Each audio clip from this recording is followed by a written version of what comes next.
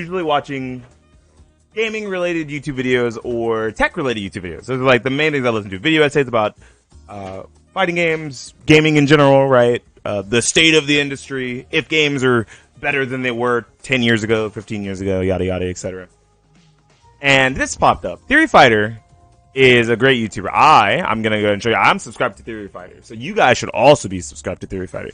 This video came up, and I think it's really interesting. And what made me think of today's talk segment was actually making it through this video and realizing what spin I could put on this. So I'm just going to show you guys a snippet of the video of what he's talking about.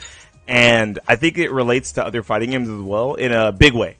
There's a good few fighting games that do this. And I think it would be really cool if more did. So we're going to turn off the music. We're going to let this video rock. Okay. Now we're going to let the video rock. What up, Creeper? Let me turn this up. Make sure you guys can hear it. For this, and it's called stance shift. When you're in block or hit stun in this game, you're able to swap between crouching and standing. Depending on the location of your weak spot, this can massively shift the hurt box's placement, and this is impossibly. So the reason why this matters is because in Karnov, the way stun works, this is a game called Karnov's Revenge, for anyone who doesn't know. It was like a super wacky Street Fighter 2 clone that was like real broken, like really, really broken. And Karnov's Revenge, the way stun works is every character has like a stun in a different spot, right? You have to hit them in the head, in the chest, in the stomach, or in the legs or feet, depending on the character, right? This guy with the lightning bolt on his chest, that's his stun spot. The dude with the headband, I believe his stun spot is his headband. Some characters have like a foot stun spot, right? So this stance check or stance change thing that he's referring to actually allows you to shift your hurtbox animation, whether it's during hit stun or block stun, hit stun as well, right? So that means you're playing after defense, is what I'm getting at here. And it allows you to mitigate sometimes how frequently your character will get stunned. I think he pulls up an example. He like shows an example, and I'm gonna let him like let that completely rock. Maybe you guys will understand what I'm talking about once that happens. Important. Let's take a really simple example: Ray versus Mizuguchi. This game looks so fucking old. It does a chunk of damage. Normally, when you're getting hit by any combo in just about every other 2D traditional fighter, that is a chunk of damage. Back. But if you do it here, this BMP. See, there's his weak spot. His weak spot is the head. Because his weak spot is the head, if he were to use the stance check or stance change and move his head down, if he would hold down back during this combo, this is a combo.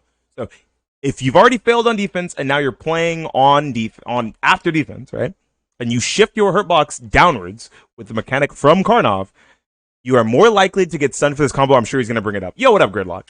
Becomes a stun combo, doing grotesque amounts of damage. Yeah. This is because Mizuguchi's weak spot is his headband, and crouching brings it down to the height of Ray's standing heavy punch and tackle hitbox. Instead, you need to react to getting hit and stay standing. Still take damage, but at least you're not stunned. An immediate issue. The other side of this matchup is interesting too. Mizuguchi has an incredible free-hitting reversal, which is fast and can be pretty tricky to punish. If you get hit by this move and remain standing, you actually are instantly stunned. If you crouch, so if you have a chest hitbox, Mizo's the man. Mizuguchi's really cool. If you have a chest stun spot and he uses his reversal, if you stay standing after he hits you with the reversal, because you can crouch and hit stun in this game, right? You can crouch or stand and hit stun. You are automatically stunned. I believe on most of the characters in the game. Most of the characters that have the chest spot, right? I think there's different stun values in this game. I'm not entirely sure. But against Ray, if you're using Mizuguchi, GG's. First hit will actually connect with your weak spot, making it a pretty important reaction and knowledge check. There are even some more complex examples. Against this Karnov BMB, if I get hit and remain standing, it's a stun. If I crouch, I'm able to avoid standing B, and this leaves me only one hit away from stun. But if I crouch first, then stand to avoid the lower hits of the 100 kicks, I'm instead two hits away from stun. And that's a huge difference despite its appearance. It is sadly very rare for fighting games to offer us choices when we're being hit. And I wanted to talk about that. That's basically all of the video I wanted to talk about, right? Is that there are a good few, but not a lot of fighting games that offer you choices after you've been opened up, after you have been hit, right? there are a good few, and I kind of want to talk about some of them. Right? I don't want to pull up a list. I don't really feel like getting my Steam library open and all that stuff. Maybe I will. Right? Let me go ahead and open. But there's a good few. They're not all as ubiquitous as others. Some are like very niche, but others they are like a very central forefront mechanic. Like KI is the only game to really handle this idea well. KI is the best example, but I think there's a lot of good examples, right? Even if you look at a game like older Guilty Gear, I'm saying older because unfortunately Wild Assault exists in the new Guilty Gear game, so we can't really look at current Guilty Gear for a good example um of playing on defense, right? Or playing after defense, right? And the reason why is because what ends up happening is your opponent just does a wild assault combo, and you lose your burst. Once your burst is gone, you can no longer play after defense. Karnov's is just knowledge checks, not really interacting, like actually playing the game. No, I know, but if you got opened up, now you can mitigate some of that by crouching or standing during a specific combo to remove getting stunned immediately, right? That's the only part of this interaction we're referring to. And I think that that's a really cool interaction and mechanic in fighting games, right? You can think of even something along the lines of,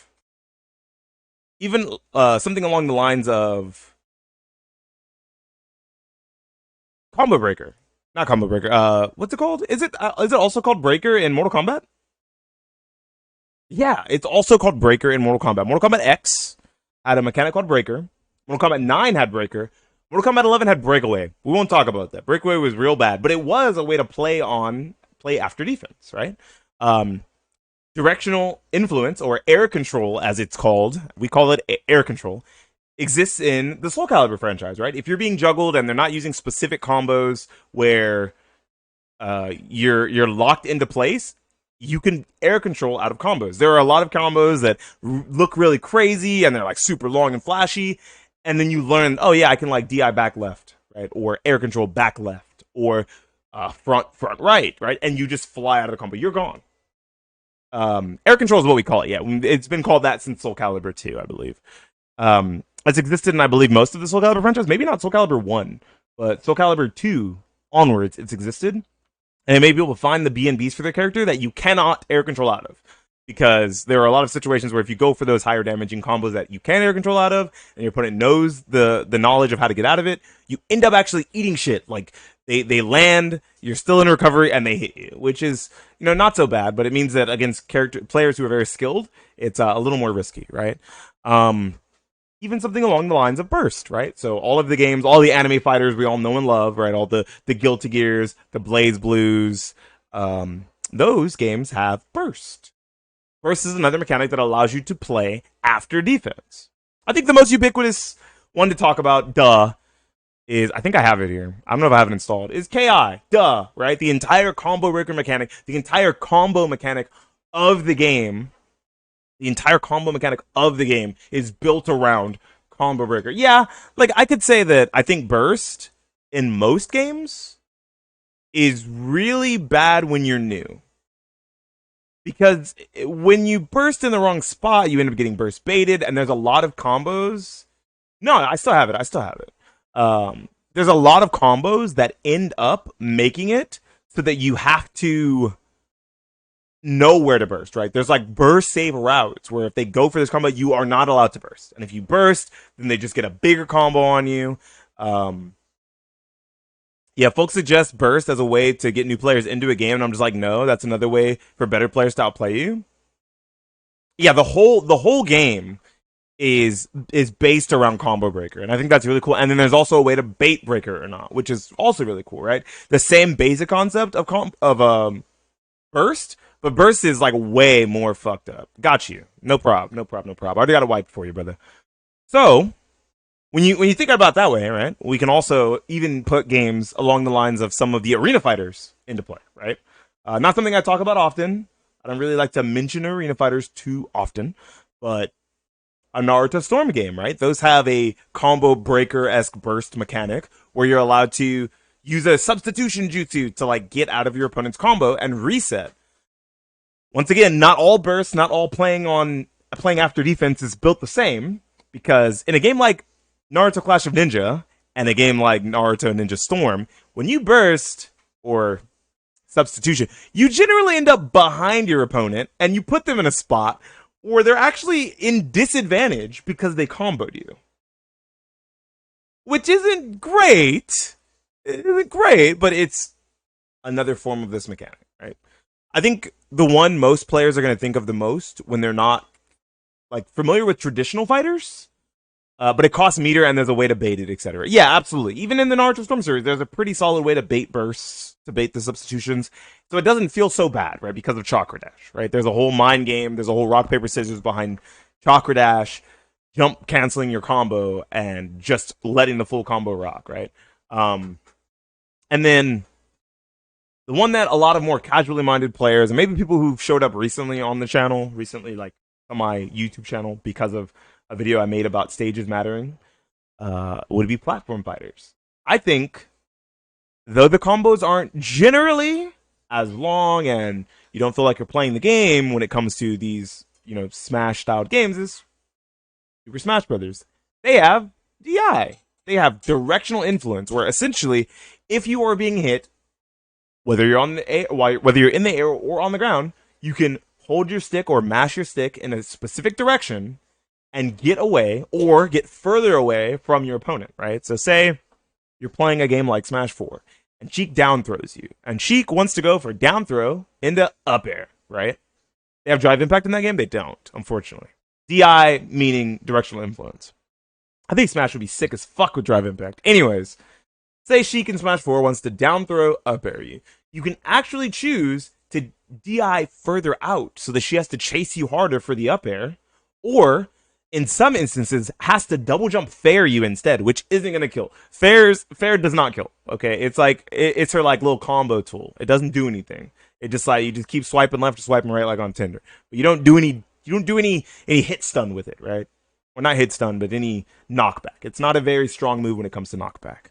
Another good example is something like Byleth down throw. I believe it's down throw. Byleth down throw in Smash Ultimate, right? Generally, Byleth's going to go for down throw into Nair drag down. You can actually try to SDI up and away so that you don't get dragged back down to the ground with him and he can't re-grab you. Instead, you're up in the air and it becomes another mix-up, another layer on top of, the original mix-up that already happened. I think more games could probably stand to incorporate ways that players are allowed to play on defense. Because a lot of my discussion talks when it comes to fighting games and when it comes to gaming in general, I like to kind of encompass the three major types of games when it comes to competitive play or multiplayer online gaming, right? It's generally shooting games, fighting games, card games. And I think they share a lot of parallels. But generally, I think the thing that fighting games does the worst is making someone feel like they're playing when they're not actually able to play, right? A wonderful quote by Brian F. during the early Dragon Ball FighterZ days was, DBFZ is really easy to play, but when someone is better than you, you don't get to play. Casuals don't want to get steamrolled in a fighting game. I think I quoted that perfectly. I hope I did. If I didn't, go find the quote. It's on like Born Free's channel. Anyways, that isn't so much the case generally in shooting games, right? You're moving around the map, you get shot, you can try to reposition unless you got headshot by a sniper in Fortnite currently. The snipers one tap you. Anyways, or a card game, right? You almost always have the ability to potentially have interaction in your hand. A game like Yu-Gi-Oh, you can have hand traps. A game like Magic the Gathering, you can have instant spells, right? That's something that I think doesn't really happen so frequently in fighting games, right? You get hit in a fighting game, fucking hold this combo, hold this incoming mix-up, bitch, get four-way mixed, overhead low, left, right, your mom, whatever, right? Like, that's just good play around, start standing heavy. Are you calling me out right now? I feel like that's what I do with Kimberly. I do like round start standing heavy punch. Can you stop?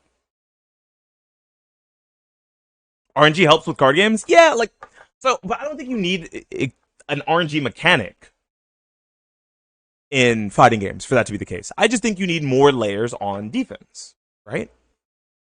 A game like Soul Calibur is almost a perfect example. Almost. Because in Soul Calibur's case, there's an option you can use called Soul Charge.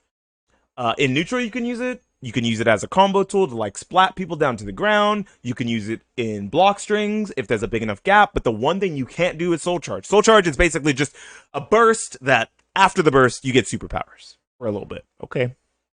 So it's Tekken 7 Heat or Tekken 8 Heat before Tekken 8 Heat. The one thing you can't do with this is use it in hit stun. And I believe the reason why is because Soul Charge is not punishable on block. If you block it, you're like minus. And if you get hit by it, you're like more minus. If you block it, you're minus. You're like -2, -4. And then if you get hit by it, you're like -8, depending on the situation. If maybe you got splat, now you're splat on the ground at like -40 or something, right?